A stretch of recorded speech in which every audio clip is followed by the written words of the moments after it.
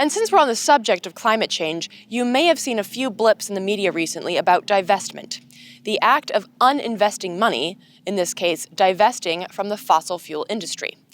On September 2nd, the California Assembly passed a bill requiring the California Public Employees Retirement System and the California State Teachers Retirement System, which combined are responsible for $476 billion in assets, to remove all holdings in companies that get at least half of their revenue from coal mining.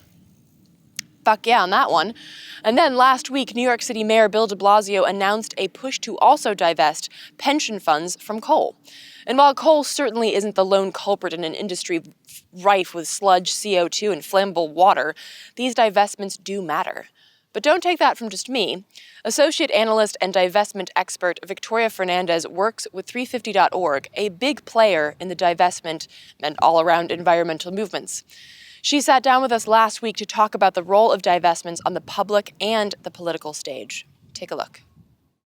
So divestment, I think, really changes the narrative that we've been hearing about environmentalism or climate change in general. It really targets the production side of the problem. And traditionally, we've been hearing about, consumption, like just we need to bike to work and we need to, only buy locally organic foods and things like that. But divestment really targets and stigmatizes the fossil fuel industry and really cuts at the source of the climate crisis. And the companies that have known that they've been producing, CO2 that is related to climate change for 30 or 40 years now, as we know from a report that was just done on Exxon.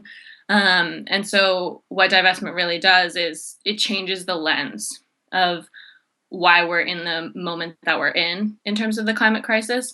And it really empowers the people to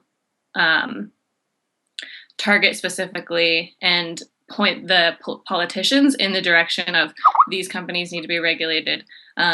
These companies are those that have been bad actors. And that are not being regulated fully as well. And how much does this actually hit? Like what portion? I mean, not a specific number, obviously, for all of the oil and gas industry, but what portion of their income comes from these investment opportunities? Is it like a really big hit for them, or? Right. So divestment, there are probably $400 billion in United States endowments. So that's a big chunk of change. But even if we took all of that money away from the fossil fuel industry, it wouldn't really be a huge economic blow to them. They're one of the biggest industries in the world. And they're, a staple of our economy. They're the infrastructure.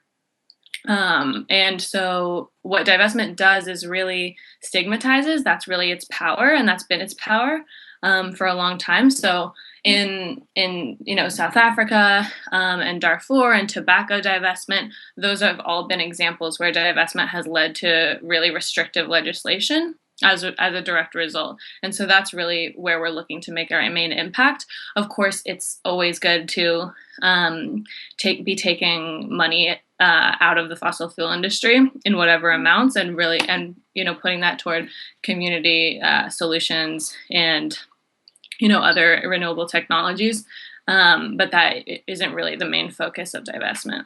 And I mean, of course, politics follow money. So if you take the money out of something, then the politics will naturally shift in that direction.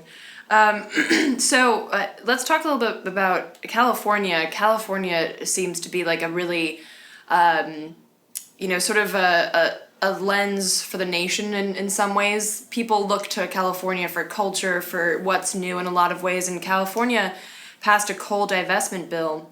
And it's the first state legislature to do so, if I understand that correctly. So how much of California is invested in coal? And I saw on 350.org it said, this isn't the end because, of course, oil and gas are huge industries in California. Talk a little bit about the divestment in California and next steps in terms of that. Yeah, definitely. So, in California, we've had a lot of really good wins recently about especially with coal and tar sands. Stanford divested about a year ago. The University of California just divested from coal and tar sands. And as what you're talking about, the pension funds were just directed to also divest. So that's a big deal. But I think what you're hitting on is that, yeah, the coal isn't a huge part of the California economy, and we're mostly oil. We're the third largest oil producing state in the nation. And so where we're looking at now that we've gotten more of a coal is a little bit of a no-brainer right now. It's doing really poorly financially. It's in structural decline.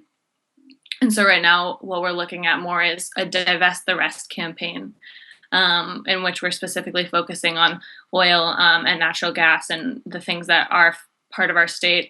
We're still a fracking state. The governor has still, largely supported fracking and large extraction in our state. And so that's really what we're looking at right now. And I'm curious also, in terms of divestment, do you see, is there a chance that they might take the money from coal and then put it into fracking or something? Like, do you see the divestment as really shifting paradigms towards renewables, or is it sort of just like, okay, activists, shut up, I'll take it out of coal and I'll put it somewhere else when you're not looking? Right. And I mean, that is always a concern. I think the main thing is that the fact that they're taking it out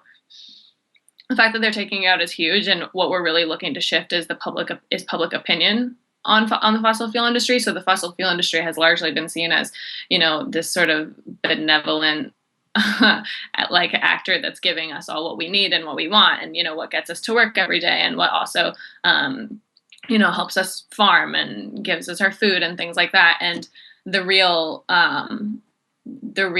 political tactic here is that we need to change that conversation, because they're not energy companies as they say they are. They have, less than 1% of their capital expenditure in renewables. They're still largely like fossil fuel extractive companies. So that's really what we're trying to go for. So they may, pull the wool over our eyes in some sense, in terms of getting out of coal and doubling down in fracking. It's not necessarily a wise investment decision, I would say. The energy sector for the last 20 years has been sort of a wash. So it's sort of good for them to be getting out of it. It doesn't really do much, but in terms of where the political impact is when they're taking their money out, and what political space that can create for more restrictive regulation.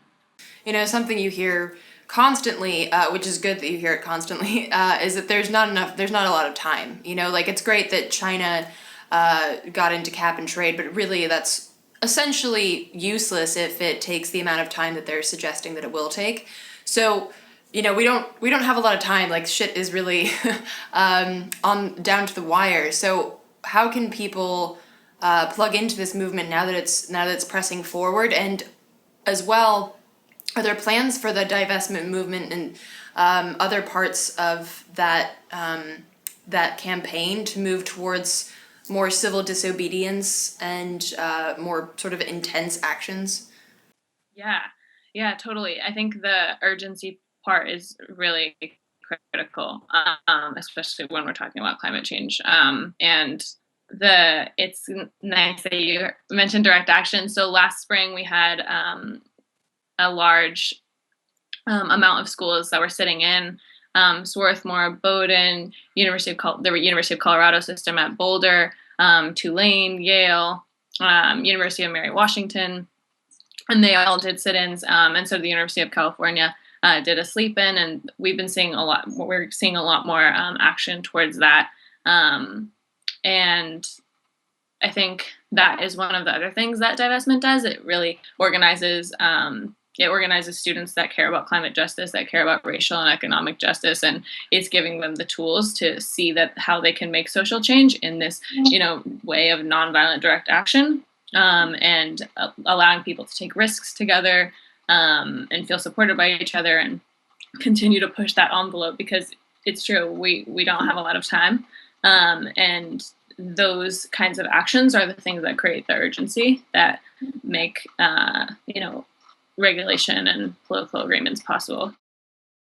To learn more about 350.org and the divestment movement, check out 350.org and gofossilfree.org. Before we leave the climate change camp, a big shout out to the activists in San Francisco who shut down the financial district last Monday, targeting in particular Bank of the West, an oil-soaked fracking climate change profiteer making loads of cash from fossil fuel investments. See how we just came around full circle with that divestment talk? It's all connected. It's all connected. So to hear more about this action and others like it, past and future, check out floodthesystem.net.